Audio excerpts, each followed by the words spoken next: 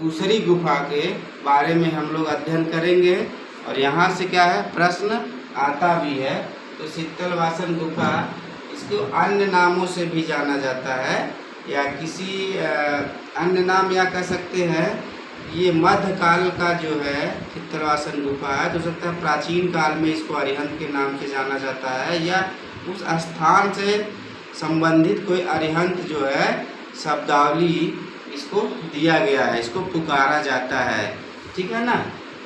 आइए, दो अन्य नाम क्या है, अरिहंत के नाम से शीतलवासन गुफा को भी जाना जाता है। शीतल गुफा का शाब्दिक अर्थ, शीतलवासन का शाब्दिक अर्थ, ऐसे प्रश्न आ चुका है। शीतलवासन गुफा का शाब्दिक अर्थ है जैन संतों का निवास स्थल, यानी कि जैन संत जहाँ निवास करते थे वही है शीतलवासन गुफा। तो शीतलवासन गुफा का जो धर्म है वो जैन धर्म से संबंधित गुफा है, और यह गुफा का निर्माण मध्यकाल में हुआ था। मध्यकाल में तो निर्माण वंश को कब से कब तक है, तो 700 से 900 ईस्वी के मध्य इसका निर्माण हुआ है। कहने का मतलब इस गुफा का निर्माण 200 वर्षों में हुआ था। और यह शीतलवासन गुफा का जो निर्माण है वो पल्लव वंश के राजा महेंद्र वर्मन और नरसिंह वर्मन के द्वारा करवाया गया था। कहने का मतलब शीतलवासन गुफा के जो चित्र हम लोग पढ़ रहे हैं वो पल्लव राजवंश के कल्चर को दिखाता है यह। और इस चित्र से यह चित्र ऐसे बना है कि हमें लगता है कि अजंता गुफा की जो चित्रण परंपरा है यहाँ तक विद्यमान दिखाई देती है। और एक है शिवराम मूर्ति ने कहा कि यह पल्लव वंश का नहीं है। कहने का मतलब इन्होंने कहा कि पांडव वंश की कला का प्रतिनिधित्व करता है शीतलवासन गुफा। उनका पार्टिकुलर अपना मानना है कि शीतलवासन जो गुफा है वह पांड्य वंश से संबंधित है। और शीतलवासन गुफा से चार गुफाएं हैं, जिनमें से 2 गुफाओं से चित्र उपलब्ध होते हैं। उन 2 गुफाओं से चित्र और मूर्तियां उपलब्ध होती हैं। चित्र तो 6% बहुत कम मात्रा में बचे हैं, लेकिन मूर्तियां हैं, यहाँ से 5 जैन मूर्तियां प्राप्त होती हैं। शीतलवासन गुफा के जो खोज करता है, इनका यह है कि दूरबीन ने खोजा था, लेकिन शीतलवासन गुफा का जो उल्लेख अपनी बुक में TS गोपीनाथ ने किया था, तो इसको एक साथ में याद कर लीजिएगा, TS गोपीनाथ दूरबीन, तो दोनों लोगों का नाम याद हो जाएगा खोजकर्ता में। ठीक है ना। और शीतलवासन गुफा के चित्रों की तुलना अजंता गुफा के बोधिसत्व पद्म पाणि के चित्र से की जाती है, क्योंकि यहाँ पे जो शीतलवासन गुफा का जो चित्र है कमल बहुत सुंदर बना है, और वह गुफा के छत पे बना है। और कमल आपको बता दें, कमल जो है बौद्ध धर्म में जो है मंगल का प्रतीक माना जाता है। तो यहाँ भी कमल का चित्रण हुआ है। हमें लगता है इसी वजह से अजंता के चित्र से की जाती है, क्योंकि बोधिसत्व पद्म पाणि में जो है भगवान बुद्ध को कमल पे बनाया गया है। ठीक है ना। और यहाँ से जो कलाकृतियों के साक्ष्य मिलते हैं वो चित्र और मूर्तियाँ मिलती हैं। और यहाँ की जो चित्र आपको उपलब्ध होते हैं वो छतों, खंभा या स्तंभ, ठीक है ना, ऐसे करके कभी कभी बदल देता है। तो शीतलवासन गुफा जो है तमिलनाडु राज्य के तंजौर जिले के इसके बगल में एक पद्दुकोट्टाई स्थान है, उसके निकट स्थित है।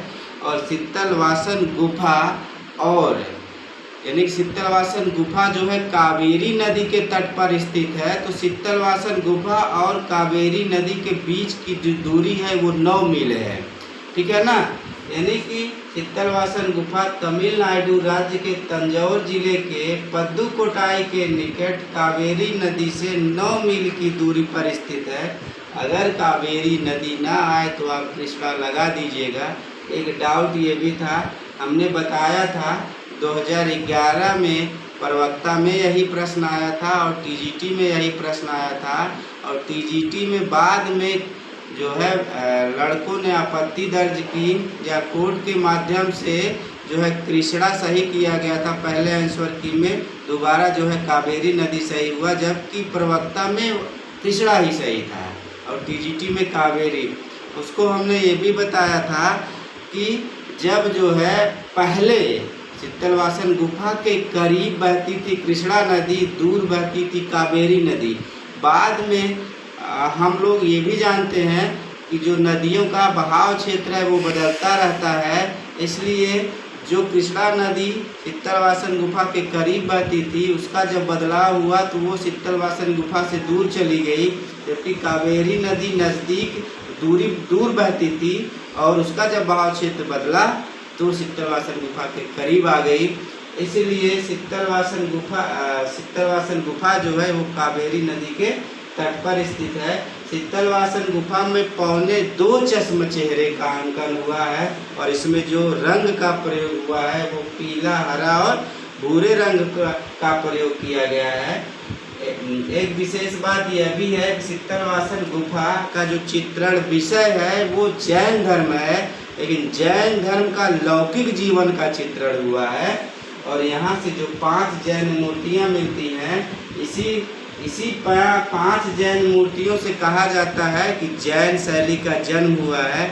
अगर मान लीजिए विकल्प में शीतलवासन गुफा नहीं है तो आप एलोरा गुफा लगा सकते हैं। यह कहने का मतलब जैन शैली का जन्म शीतलवासन गुफा चित्र या जो है एलोरा के गुफा चित्र से जन्म हुआ है, ठीक है ना।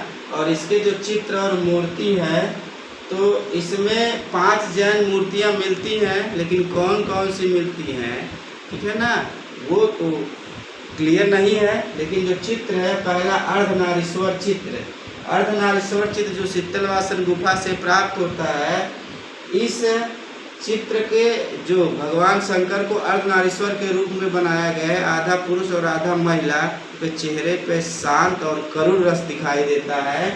और यहीं पे जो है एक विशेष बात यह है कि अर्धनारीश्वर की जो मूर्ति मिलती है वो बादामी गुफा और एलिफेंटा गुफा से मिलती है, लेकिन जो चित्र अर्धनारीश्वर मिलता है वो शीतलवासन गुफा से मिलता है। दूसरा इसका चित्र है 3 दिव्य पुरुष। इसमें 2 पुरुष जो है गहरे लाल रंग से बनाए गए हैं और 1 पुरुष जो है वो पीले रंग से बनाया गया है।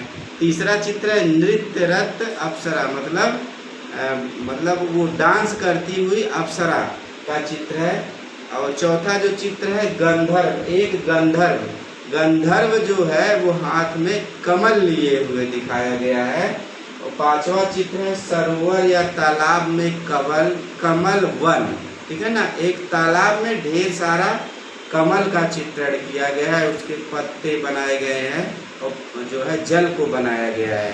तो सरोवर में कमल वन, और यह चित्र जो है शीतलवासन गुफा के बरामदे के छत पर बना हुआ यह चित्र है।